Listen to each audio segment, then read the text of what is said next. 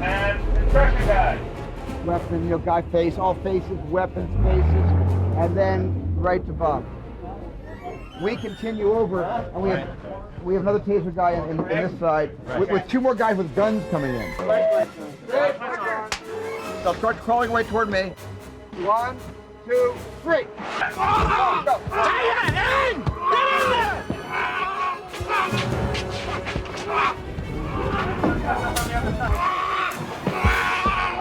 This thing then, Ralph, grab this thing then.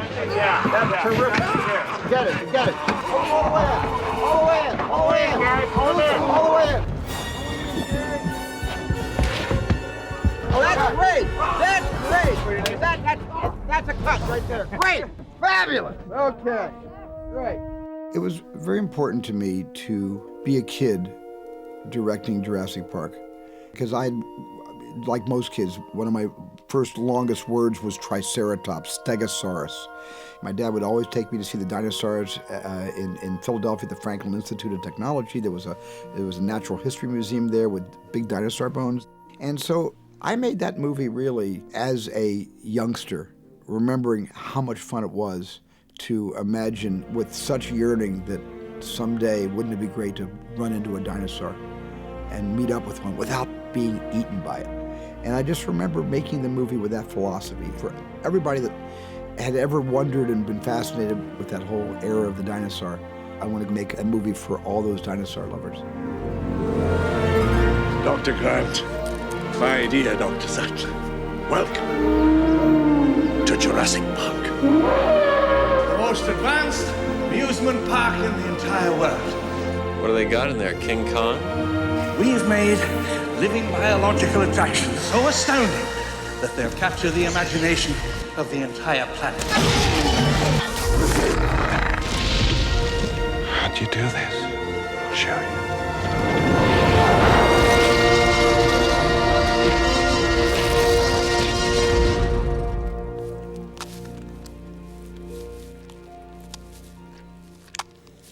Very good. Push. Very good. God. Jurassic Park wasn't a monster movie. It was a movie about animals long ago gone extinct that through the miracle of science and technology are brought into the 20th century. And that's what Michael Crichton had conceived in this amazing book he wrote. And all of a sudden, the second I read his book, I realized that we weren't dealing with monsters, and this was not going to be a genre of horror, science fiction, fantasy, or back to the famous Monsters of Filmland magazine culture. But instead, this was a really credible look at how dinosaurs might someday be brought back right alongside modern mankind. And that really fascinated me, and that immediately set my own template for not making this a monster movie. Roll, baby. And background. Action. One of the things that the book deals with, and the film too, and one of the sort of shaping concepts, is that this kind of research is tremendously expensive. And the question arises, who will pay for it? And at the moment, for better or worse, there isn't any pressing need to recreate a dinosaur. And in trying to think about how that might happen, or who would pay for it, the only thing that I could think of was that it would come from a desire for entertainment. We can charge anything we want, $2,000 a day, $10,000 a day, and people will pay it. This park was not built to cater only for the super rich. Everyone in the world has the right to enjoy these animals. Michael Crichton had come up with this spectacular notion that if you created a theme park where the DNA could recreate dinosaurs, and you would have a place to keep them in an environment where people could feel safe, just like with other wild animals of the jungle, you could go and actually see a dinosaur. Dilophosaurus. It felt real, it felt extraordinary, and it had tremendous dramatic potential. There's no doubt our attractions will drive kids out of their minds. Well, I was planning to make the movie, as much as possible with full-size animatronic dinosaurs. And the only person on the face of the planet that could pull that off was Stan Winston. He had an amazing shop. He had great artisans, and he had great technologists working with him. we're all dinosaur fans. Everyone who does the type of work we do is a dinosaur fan. So we said we'll do some drawings just to see if our concept and our feeling is in sync with what Steven's looking for in this film. I was working for Stan Winston, who I had a very long career with, and Stan had us start designing dinosaurs. And Mark Crash McCreary was essential in that. And I was fortunate to have a hand in, coming up with color schemes and things like that. The drawings I had done initially were more about action and kind of, this is the idea we want to ultimately to walk away with, is that, wow, these things were real animals that could think and move. And we went through a lot of iterations, just drawing-wise. The ground floor of the process was to come up with the look of each dinosaur and to weave in information now that was coming out about the dinosaurs to try to make these as accurate as possible. And look at the half-moon-shaped bones on the wrist. It's no wonder these guys learn how to fly. Well, the first person we went to was Jack Horner, not just to achieve an authenticity, but we wanted a credible resource that could back up several theories that we were sort of expounding. And one was that dinosaurs eventually evolved into birds. And even the word raptor means bird of prey. And that's something that Jack Horner believes in and could defend if necessary. And Jack Horner became our credibility. Then we started working on maquettes, and we had done a little small 1/16 scale Tyrannosaurus Rex maquette. Then we did a 5th scale maquette that had all of the details on it, so Steven could really see what it was going to be. And then we projected that up large.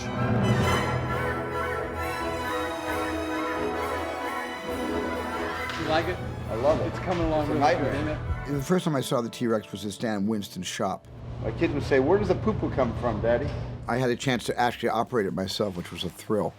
Where the movements were so smooth and so authentic. When it would snap its head around, it didn't have a recoil. The head would go as fast as you can imagine and would come to a complete stop and look right at you. And its eyes would stereo focus right on you. That was absolutely frightening to watch. And he also kept it moving. Even when it was still, it was breathing, it had muscles flicking, and he kept every animal alive. We were building all of the dinosaurs, all the animatronic ones, kind of in parallel because there was so much work to be done. We actually had a baby Triceratops going, which never made it to that movie. That scene got cut out. Plus, there's the famous scene in the movie where the big foot comes down into the mud. So that was going to become a separate animatronic piece. The spitter, velociraptors, the brachiosaur, or the T-Rex. Stan could give them utterly authentic movements, far beyond where we were technologically in 1973-74 with Jaws. But how we were going to get the dinosaurs to run, how we were going to get them to even be in the movie in wide shots was always going to be the old-fashioned way, through stop-motion animation. The same way that Willis O'Brien made King Kong, just taking that little armature on a small maquette and just moving it just a millimeter at a time. And Phil Tippett was hired by me to do that because he was the best in the business. The first call I got was from Kathy Kennedy at home. And I just finished working on this big stop-motion project. It was absolutely beat. And Kathy calls up and goes, she's all like perky, goes, "Hey, Phil, we got this really cool thing we're going to do with dinosaurs. It's really going to be a lot of fun." And we're like, "Yeah, really? Okay." Fine. And we all started to plan it out as the conventional stop-motion, go-motion, rod puppet, high speed with a little bit of computer graphics. And then one day I got a call from Dennis Muren at ILM, who already had the job of doing Jurassic Park with Phil Tippett. And Dennis said that he thought that he could pull off a full-size dinosaur that would be authentic to the eye.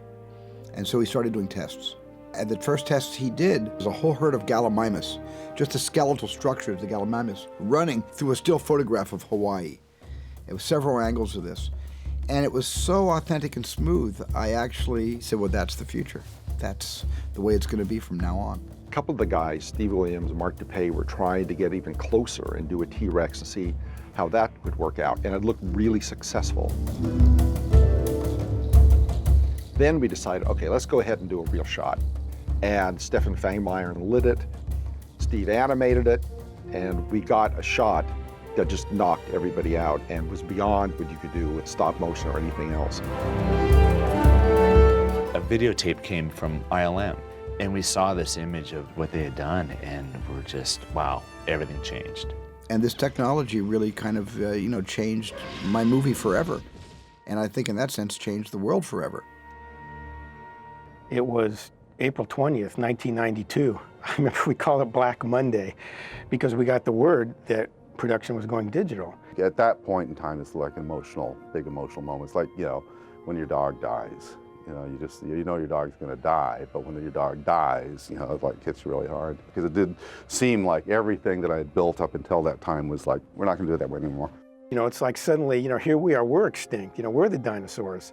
And of course that irony wasn't lost on any of us. We're out of a job. Don't you mean extinct? Because all the computer graphic guys were doing things like, I had no idea what they were doing, and it was just like a monitor and a mouse, and it was like, Jesus. I'm a firm believer in whatever is the best technique to achieve a shot for the film is how it should be done. If it needs to be CGI, it should be. But if you can get it live in camera, then why not? Because some of the best acting comes from reacting. It encouraged us to even work harder and, make everything that much more convincing in a realistic, on-stage puppet sense. The reason that Steven still wanted, obviously, Phil involved was because he realized that his crew had information and experience that was just as important. It's just the toolbox had changed. So what was developed was the DID, or Dinosaur Input Device, which was a traditional stop-motion armature with motion encoders, which would translate anything we animated into a computer model. So it bridged the gap of stop-motion animation into the digital age. It was exhilarating when we realized that there was a new way to do this and that we were going to be able to create a lifelike looking dinosaur on a level that we never before imagined, and that we were on to a whole new way of looking at Jurassic Park. So you two dig up dinosaurs? Well, Try to. I bring scientists, you bring a rock star. If you make a humorless movie about dinosaurs coming back to life in 1993, nobody's gonna care about your movie. I think establishing characters like Laura Dern and Sam and Jeff, it lent a whole sense of credibility to the storytelling because you really believed that they were scientists. And then I go too fast. I go too fast. I did a flyby. No, give me that big glass of water. We're going to conduct an experiment. Those characters, when they're postulating, better have a little wit. And David Koepp gave it all the wit. Gave Jeff Goldblum his lecherous crush on the paleobotanist played by Laura Dern. And with Sam Neill being right in the middle, watching this guy hitting on his girl, where Jeff doesn't even know that it's his girl. I mean, that was all David Koepp's kind of invention. Hammer?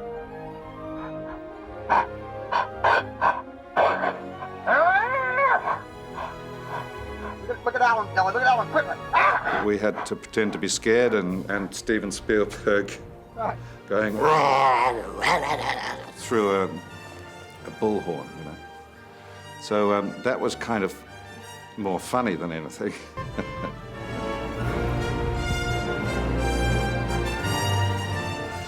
And the acting part was not laughing. Cut. Very nice. It's not easy. the three of us are in the Jeep and we start to glance, and as we glanced in the tree, and I'm supposed to look up at its neck, there was a giant paper X on it, you know, like a Sharpied X on a piece of white paper. And I just remember looking up like, okay, and that's the dinosaur. You crazy son of a bitch, you did. And we did close-ups, and I remember he'd never rehearse. Ready, Jeff? Okay, there you are. You're seeing the dinosaur. Oh my gosh, just keep rolling. That looks great. You're looking at it. You can't believe what you're seeing. Is it real? It now strikes you funny. You don't even know why. You know, and he's just talking me through it, and I'm kind of acting. I enjoyed that a lot. You know, the first sort of few days of filming, you really had to get your bearings because it was all so new for us. I mean, just to be in sync with what we were looking at and what it would feel like and look like. We had no idea what we were going to see. Can we go see it? Can we go? Yeah, relax. There's plenty of time this afternoon. My dear, T-Rex. welcome to Jurassic Park. The actors certainly did their jobs, and they believed who they were, and that's all an audience needs, is to believe that the characters are believing in themselves, and that's what the actors did so well. We've been in pre-production for 50 million years on this movie, Jurassic Park, by golly.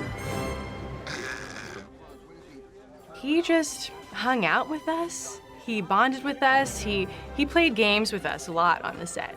And in between playing games, he would throw in a question about our upcoming scene. And he worked with us so seamlessly that we would do anything for him in the performance on the scene.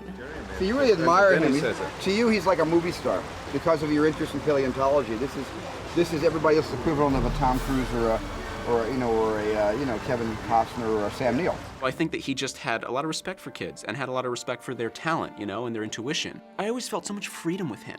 I always felt like I was a part of the collaborative process, that it wasn't just he was telling me what to do or he was talking down to me. It was always, what do you think? And what do you think we should do for this scene? And he trusted my ideas and he let me do that. And then my teacher tells me about this other book by a guy named Backer. Backer. And he said, slammed on his face, and he slid. Good. And it was that kind of relationship where I felt like a part of the gang rather than like an outsider looking in that I think brings out such great performances in children. Grandpa! Kids! And I'm a big fan of Richard Attenborough's. I knew Dickie before I cast him in Jurassic Park and liked him a lot and just saw him as John Hammond. Let's get the camera right in here, see if we can get Richard right in here. Watch yourself, please. Richard, you might have to, yeah, there we go, yes sir. Being an actor and a director, he knows to move that much farther to that side. It was interesting to watch Hammond's character suddenly realizing that he might have gone mad. He doesn't utter those words, but he's certainly feeling, what have I done? And only Richard Attenborough, I think, could have pulled that off with such dignity and also with such tragedy. Hold on to your butts. Sam Jackson was in it, before he became a big star. You could tell Sam was going to get eaten by a dinosaur because they have him smoking earlier on when he's working. How many lines of code are there? About 2 million. And the guy that smokes always gets eaten. That's one rule about dinosaur films. Oh, Mr. Arnold.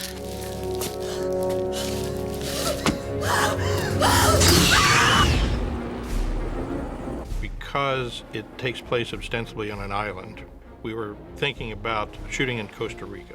But Stephen was a little concerned about the infrastructure, that is, whether we'd have roads and whether we could get equipment there and other kinds of facilities that we would need. So we opted for a place where he had worked before, the island of Kauai in Hawaii. And that became the exterior jungles during the day. Hey, look! Simply appropriate icon. Are we gonna hit that? Welcome to Jurassic Park. Jurassic Park was a tour attraction. It was about that. So each step that you got involved with was about constructing the actual journey as ride or amusement entertainment. Rick Carter designed the movie, and the job that he was faced with was creating a theme park built in Costa Rica. So the theme park had to kind of echo the local cultural design sensibilities of what we might adapt in an environment like that. Working with Rick Carter was great because he was so generous with giving me so many areas to get involved with, again, from the storyboarding to props and vehicles and sets and all that. There's the scene where Nedry goes out into the jungle at night, and we had to get something for him to put the DNA in. It just said in the script, it just said a shaving can. So I went over to Laurel Canyon, the Long's Drugs down there, and I went through the different aisles, and I found a Barbasol can of shaving cream. At the time, I liked the name, and I liked how it graphically it stood off from the shelf from the others, and so just as a whim, this became the can that Nedry used. There's enough coolant inside for 36 hours. No menthol? So you can see, take the top off, and the guys down the shop did a cool mechanism for it. I think that's a compsognathus right there. Very cool. Quiet, please. Rehearsal. I think the first time we saw one of Stan's dinosaurs, we were filming in Kauai. It's a scene where we wander out and there's a sick triceratops which is breathing, and you could go right up to it and its skin was all wrinkly and real. It was extraordinary. That was one of the cases where there was a dinosaur there, full size, laying down, and the 7 or 8 people who were operating it were unseen, kind of hidden from the actor's immediate view. And one person was working the blinking eyes and the tongue and the breathing body. And when we first came upon this thing, wow, it looked real. It was kind of a defining moment for us because this was the first dinosaur to really be put on film. And it was the first dinosaur to interact with all the actors. And action. And, you know, we were very confident in what we were doing, but at the same time, there's a pressure. You know, it's your baby. You're unveiling this to everyone. You show up and you're just kind of taken aback a second because it's so lifelike. It's so real. You feel the energy from it. And you kind of don't want to even get too close. But when you like kind of get more comfortable, all you want to do is put your hands on it and just like touch it and see like, is this real? Like, how is this? Even the texture, you know, the feeling of it. I just remember being blown away.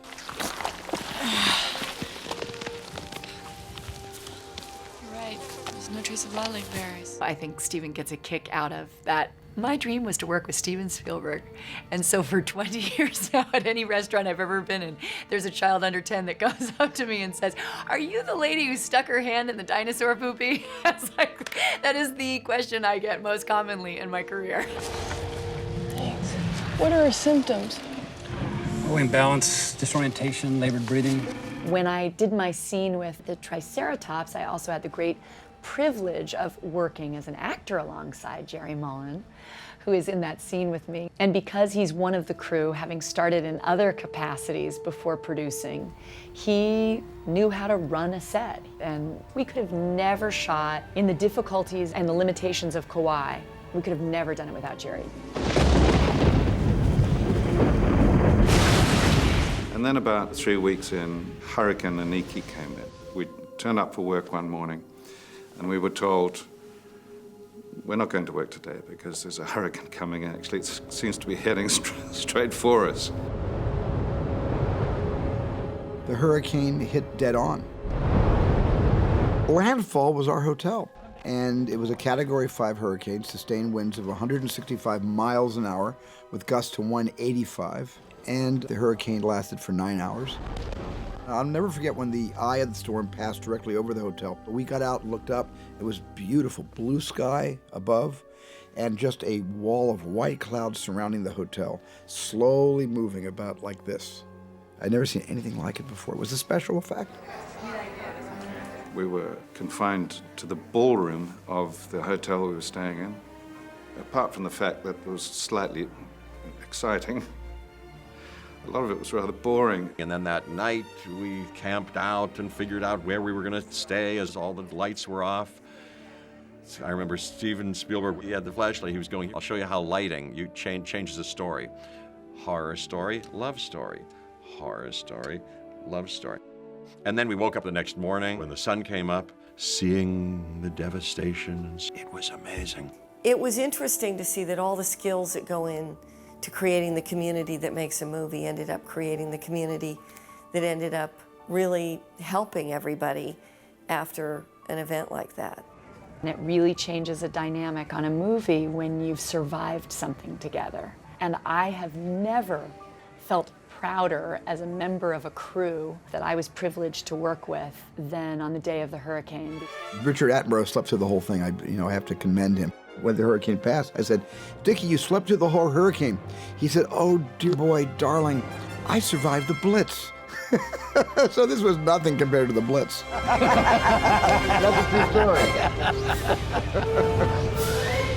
I love this guy.